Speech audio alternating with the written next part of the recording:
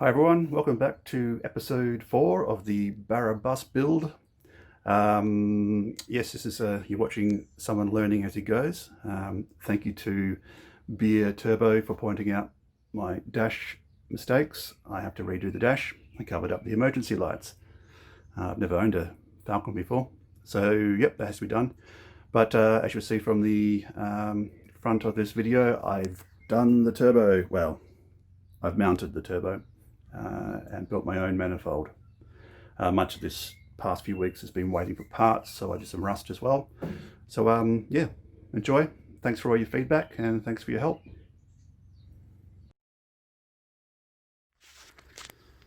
So the bus was pretty good for rust. Obviously had a lot of work done on it, I don't know when, 20 years ago or more.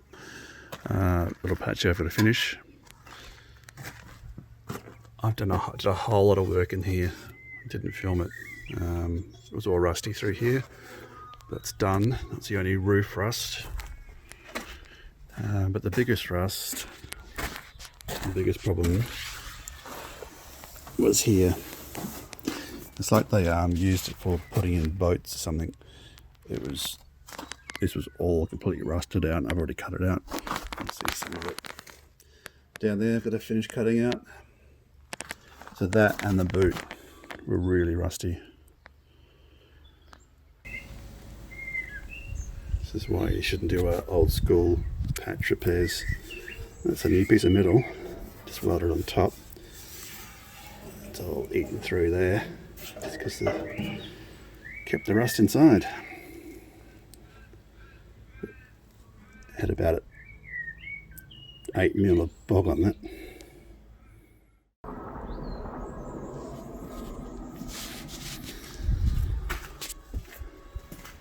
Yeah, just using a hammer and dolly, making this section. Just hammer that over with the hammer. Bent it in my makeshift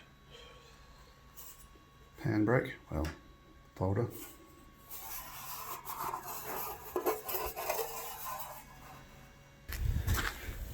I've had this cheap Chinese edger, I think you call it, and punch.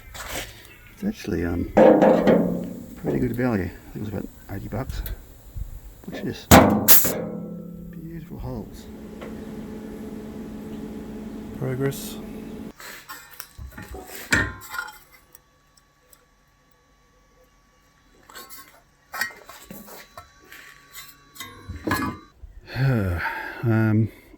It may have been worth buying a $600 decent boot lid. This was 3 or 4 solid days work. It's not the best. It ain't great, but it's presentable.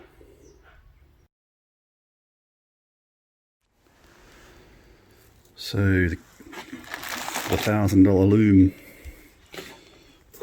that's actually he threw in an engine loom for me because I had a LPG loom. It's a natural aspirated engine loom. This is the car engine management loom.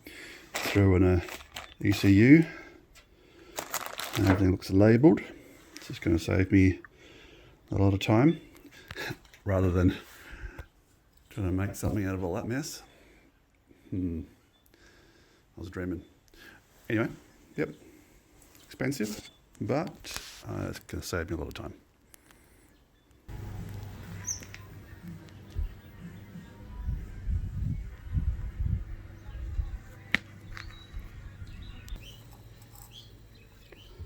Look at that bubbling concoction.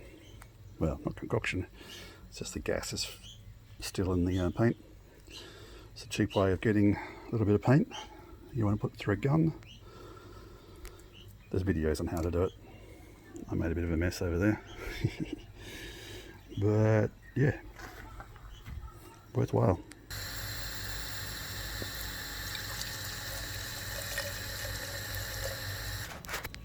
Look at that, they're pretty blue marbles. I always thought they were steel.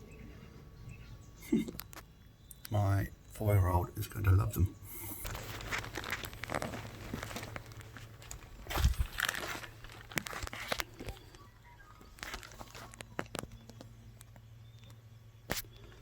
So it's about as wonky as the rest of the bus.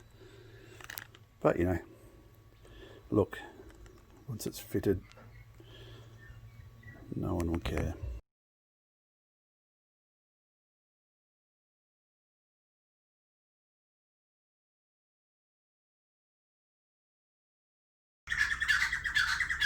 Something arrived. My cable-tied adjustable suspension system is working well.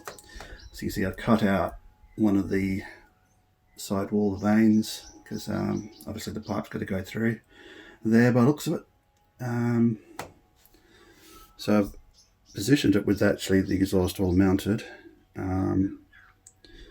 Gives a good idea of how well it's going to fit. Made up this temporary manifold positioner.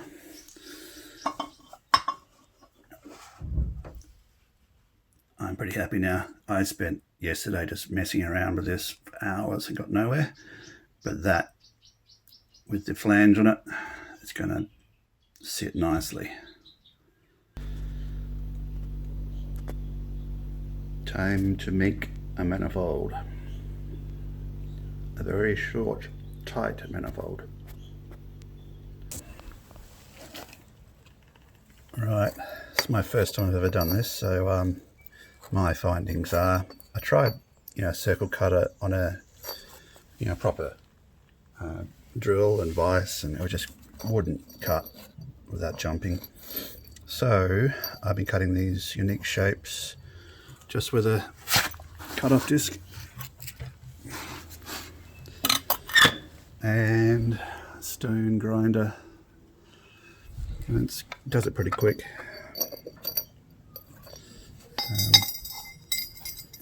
See, it's not quite right there. I've got a bit too much gap that side.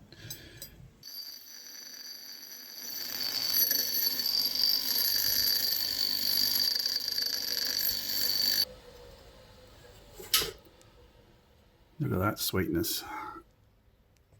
That's going to weld up nice. So I need 4 of those because the ends are going to be 90s. Yeah, 2 more to go. Progress. So I'm putting this on a 30-degree slant. The original's actually a little bit twisted as well, it's not parallel. But anyway, just do a rough position and see how it fits. That's it, roughly fitted. I might cut another fin out this side there. Get heat. Well, it's not touching it.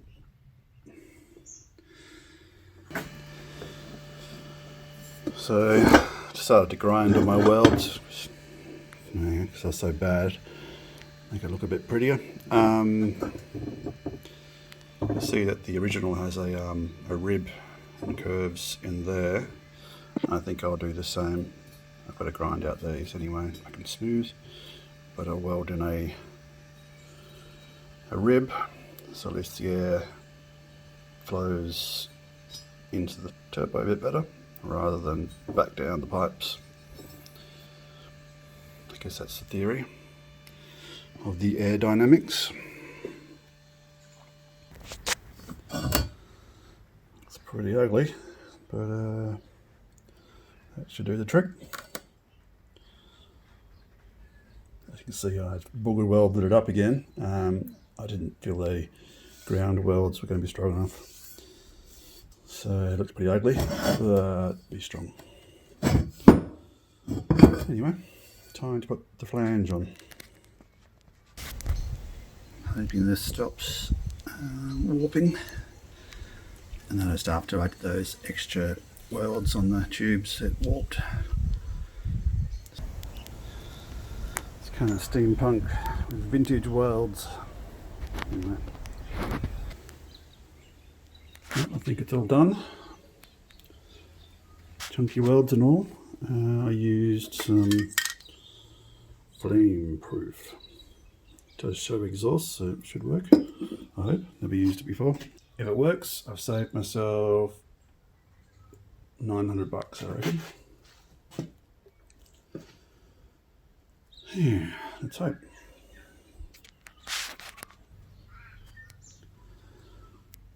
Well, there you have it.